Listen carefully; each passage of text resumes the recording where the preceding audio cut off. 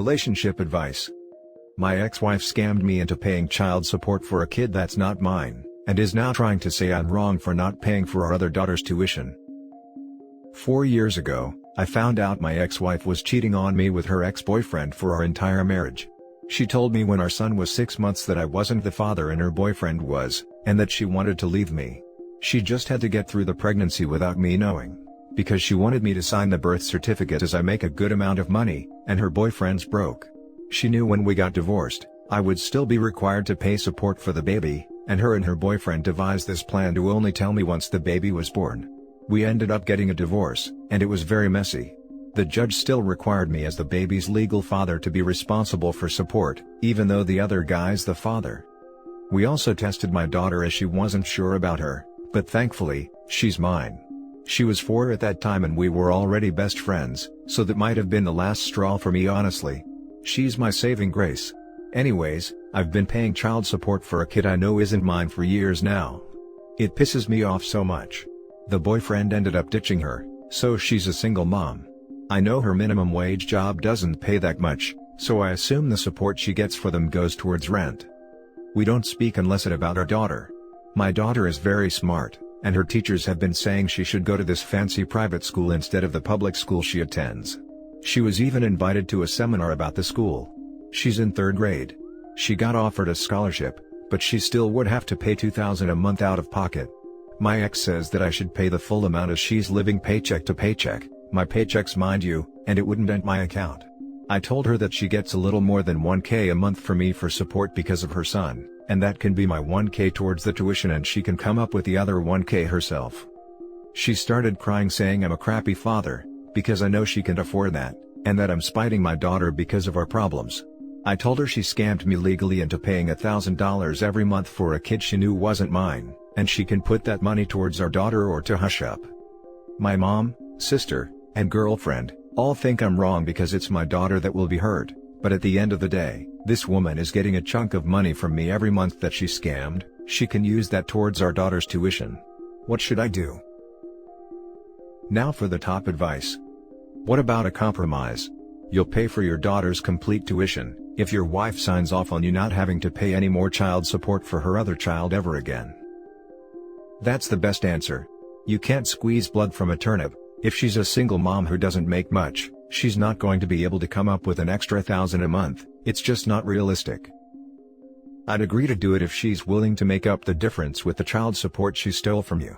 Like you pay $1,000, she pays the $1,000 of child support, and you'll only pay after she's already paid, and you've confirmed it with the school. Other than that offer? Tough tarts. She's the one that stole her daughter's future doing what she did. That's basically what I'm saying. I'd pay $1,000, and she can pay the other $1,000 out of the money she stole for her son. Any other costs I'd cover, no hesitation as well. She says that money, she refuses to acknowledge she stole it, goes towards rent. I told her I'd take in our daughter if she loses her housing, and she just started crying like she always does when things don't go her way. Although I'm assuming you've already done this. Is there a paternity test that can be presented? At the end of the day, yes, your daughter is the one that would be hurt by all of this, but ensuring that you're not paying for the illegitimate child is crucial here. It's already been established in court that I'm not the father. But since I signed the birth certificate, I was still held responsible for being his legal parent and have to pay child support. In my state, and actually most states, if the child was born during the marriage, you're still on the hook for child support. I once read somewhere that within the first 4 years of a child's life, it is possible to get your name removed from the birth certificate. I'm not sure if that is true and possible in all states, but it is worth looking into for anyone in a similar situation as yourself. Now for the next story. He asked me for a DNA test. I said yes, and he's upset because I still want to go through with it, even though he asked just to see my reaction. I've been with my boyfriend for 2 years, we just celebrated our 2-year anniversary last month. Our relationship is great and he's my best friend. We live together, and even though I have a big friend group, I'm his only friend. He doesn't really have anyone to talk to besides me. I found out I was pregnant last month. It was so overwhelming, because when I was 20, I got pregnant and had a miscarriage, and then when I was 23, just a few months before we met actually, I also had a miscarriage. I'm now 26. By the time I found out, I was almost 3 months and I'm now in my second trimester. My other 2 miscarriages happened early on in the first trimester, so my doctor is certain the baby is fine. I'm so happy to be creating a life with the love of my life, and I thought he was happy too. Last night we were just talking, and he asked me straight up, "I don't think the baby is mine. Can we do a DNA test?" I was so shocked. I thought he was connecting with the baby the same way I am. Plus, we're both working from home and the only time we do go out is together, so I was shocked he was asking. I was so offended, but I said yes. My reasoning for agreeing with the test is, because I don't want even a hint of doubt over his head. If he isn't in love with the baby the same way I am, it feels dirty and like I'm a single mom. He got really happy, and said that it's whatever and we don't need a test. I was like, "Excuse me?" He goes on to say, that he only asked to see how I reacted. If I was pissed and crying and going off, he would know he isn't the father, and if I was normal and said yes, then he knows he is the father. He said that he never wanted the test, he just wanted to see if he had any reason to be concerned. I told him that I don't care what his reasoning is, he can't put that out there and expect me to just be like, "Oh okay. Cool." He asked for the test. I want it done now. I don't feel comfortable going through the rest of this pregnancy, without him knowing 100% that he's the father. I wanted us to be in it together. Even if he asks just to see my reaction, does he think I'm just going to forget we had that convo? The bell has been rung, I want the test done, so it isn't an issue. He started shouting, saying that I'm being weird for still wanting to take the test, because the only reason I would want one is because I don't know who the father is. I started shouting at him that he can't just ask such a disrespectful and hurtful question, and expect me to not go through with it. What if he were to bring it up again? Just knowing the thought of the DNA test was in his head makes me sick to my stomach, because if you doubt the baby is yours, how can you support me and be excited through this journey? It feels like I'm in it alone now. He said that now I'm being suspicious. I'm so confused on how this has turned on me being the bad guy, because I still want to do the test when he brought it up initially. What happens now? I don't know what to do. Now for the top advice. Just don't be surprised when he's jealous of how much time you spend with the baby. Seriously though, abuse often escalates or begins during pregnancy and postpartum as well, and that resentment at lack of attention is one of the reasons why. He sounds so insecure. Good luck to the rest of your life together. He's a bit insecure. In the beginning of our relationship he wanted me to stop hanging out with my friends as much, because he doesn't have any and didn't like being at home alone, but I'm a strong-willed person and can't be bossed around, so I didn't. This is a whole different level of insecurity though. I'm still in a state of shock from last night, and especially because he's not talking to me. Because I want the test still. Not wanting your significant other to hang out with their friends is a red flag. Take a hard look at this. On Thanksgiving, I am currently 38 weeks, my, now officially ex, told me he doesn't think he was the dad, which is the biggest load of crap I've ever heard and he knows it. But he didn't ask for a test, just asked me if I was using protection with the other guys, and asking me how many other options I had and if they know. So, hell yeah, I got pissed. Blew up. I've never been so mad in my entire life. To doubt our son when I'm so far along. This had been the most stressful 38 weeks in my life because of his behavior and him not helping, and him cheating through my whole pregnancy. I'm not an idiot, and chlamydia doesn't just appear randomly out of blue. He was blame shifting. He sent an "I'm sorry" text that night. He's still on red a week later. He won't be on the birth certificate, and my son will now have my last name. Paternity isn't a joke. The fact he tried so hard to somehow convince me or himself, I don't know, that my son wasn't his, makes my blood boil. I'm now on pre-eclampsia watch, because of that stress and my blood pressure being so high. What your boyfriend did isn't funny or cute. Relationships are built on trust. I have never been so offended, hurt, and upset. If he trusts and loves you, he wouldn't have asked for a test, joke or no joke. He obviously did doubt you, or he wouldn't have needed to see your reaction. Now he's gaslighting you. He may have thought he was being clever, but he was playing games with your head. He's the one who asked for this, and your reaction is the absolute best he could have hoped for. You absolutely should take the test, and you should definitely never marry this man-child. Play stupid games, win stupid prizes, dude. Now for the last story. Update: my boyfriend, 24 male, of 5 years, or should I say ex, dumped me, 22 female, over my responsibility for 3 younger siblings, need advice. Original post. I come from a family of 4 siblings, including me. Growing up, my father was loving towards us and we were adored by our mother. When I was roughly 8 years old, our mother found out she had cancer in the abdominal area, while she was 7 months pregnant with my youngest brother. She was in and out of hospital for 2.5 years before she went into remission. When I was 11 years old, she unexpectedly passed away when the cancer came back more aggressive than the first time. When she passed away, my sister was 7 years old, my brother was 6 years old, and my youngest brother was 3 years old. At the time, our father didn't know how to deal with the loss and turned to alcohol, perhaps looking back now, to ease the pain. Between 2011 to 2017, his behavior became worse, to the point the 4 of us were being physically and emotionally mistreated on a regular basis.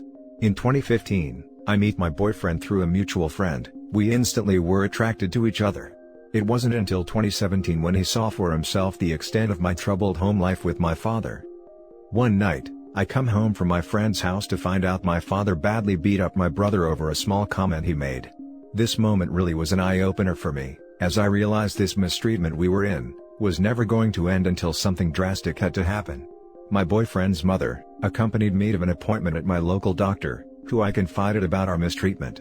The reason why I told the doctor was because at the time, I was terrified of my father's reaction, and I knew a doctor couldn't reveal who made the report. So, after a couple of months through investigation, Child Services removed my siblings from my father's care and placed them into foster care together. Last year, I started renting out a house on my own, so I could start having more visits with my siblings. This was usually 3 days a week where I could spend time with them. My boyfriend didn't mind them coming over, until this year when COVID started. My boyfriend moved in with me back in March when COVID arrived. At the time, my siblings, now 17 female, 15 male, and 13 male, were over regularly. This started bothering him as they are loud when they are in the house, and there were a lot of bickering between them which he didn't like. Fast forward to now, the situation of where I am their half guardian and I take care of them. This is really bothering him to the point he doesn't even like to socialize with them, and avoids them at all costs. There has been a lot of arguments between us where he said, if we buy our own house together, they aren't allowed over every week, and if I see them every 2 weeks, it can't be at our home. This greatly has taken a toll on my mental health. Nearly on a daily basis he starts fights even when they aren't over. I tried having them over when it suits him, and I cut the visits down to 2 days a week. This solution isn't making him happy in the slightest. I'm originally from another country, so my family on my father and mother's side are over there, so I can't exactly tell my siblings, alright bye, you are alone from now on. It breaks my heart to constantly hear negative things come out of his mouth regarding my siblings and I. He is always telling me, I shouldn't have to put up with this, you're like a single mother with 3 kids, you can't do better than me, no other guy will deal with this. It reached boiling point for me 2 days ago, when my siblings' guardian, who 98% of the time drops/picks them up to and from my house, couldn't collect them this time, and I asked my boyfriend if could he drop them home, which is a 10 minutes drive from our place. He lashed out at me for 2 hours straight. He was severely annoyed by this, and in the heat of the moment dumps me, because in his words, he can do better than me. I'm very heartbroken by this because he is my first boyfriend I ever had. I've been with him for 5 years. I was very hopeful we could both work things out. I would do absolutely anything for my sister and brothers, which is why I hate that I'm even in this situation with my boyfriend. I feel like emotionally he's trying his best to make me feel guilty or crap, because he doesn't know a thing about responsibility other than paying for car insurance. It's a difficult situation for me, because I'm not sure if I should blame myself or him for this issue. I really need advice on this situation, because I want another person's perspective on this matter. I would greatly appreciate it. Now for the top advice before reading the update. You are better off without him. If he does not get that your siblings are a part of who you are and isn't willing to enable you in supporting them, he is not the right guy for you. Do not blame yourself. You are doing the right thing.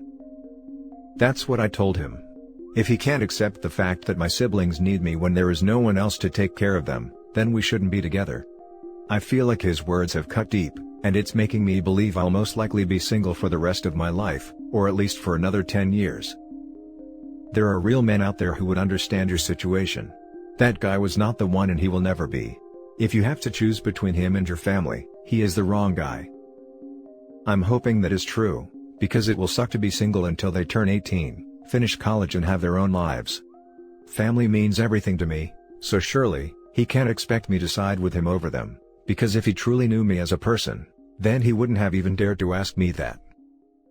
Him saying that you can't do better than him and belittling you is emotionally abusive. There are other men that will understand, appreciate, and respect your commitment to your siblings' well-being. From reading your story, any man with half a brain will see you as a catch.